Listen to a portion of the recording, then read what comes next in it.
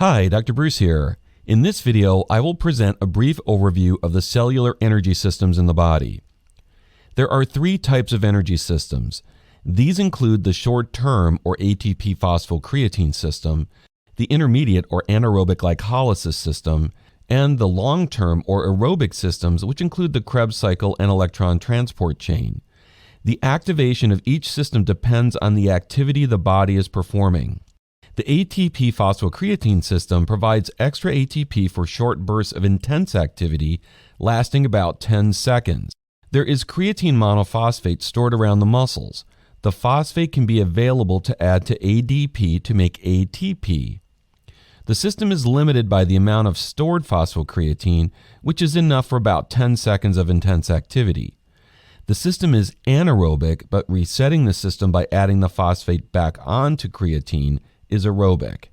For intense activity lasting up to 3 minutes, anaerobic glycolysis can help to provide additional ATP. Glucose is the fuel for this system, and glucose begins a series of reactions in the cytosol of the cell. Glucose is split into two molecules that eventually become pyruvic acid. During intense activity lasting up to 3 minutes, the pyruvic acid becomes lactic acid.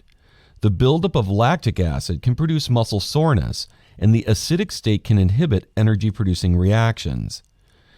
This portion of glycolysis is anaerobic as well.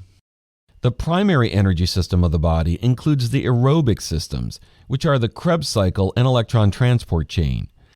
These systems work together with glycolysis to provide the majority of energy to the body during non-strenuous activities or intense activities lasting longer than about 3 minutes. For example, during intense activity lasting longer than 3 minutes, pyruvic acid is converted to acetyl coenzyme A. Acetyl coenzyme A then enters the Krebs cycle, which is a series of reactions which take place in the cell's mitochondria. For each acetyl coenzyme A that enters the Krebs cycle, 3 NADH, 1 FADH2, and 1 ATP are produced.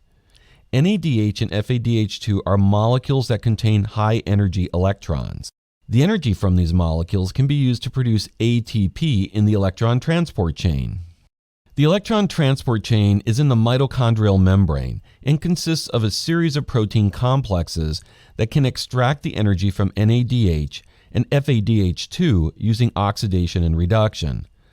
The protein complexes use energy from these molecules to move hydrogen ions or protons across the membrane, creating a proton gradient. The last membrane protein is called ATP synthase, which uses the proton gradient to produce ATPs. Oxygen is also needed and is the final electron acceptor. Oxygen combines with hydrogen to form water. The use of oxygen makes this system aerobic.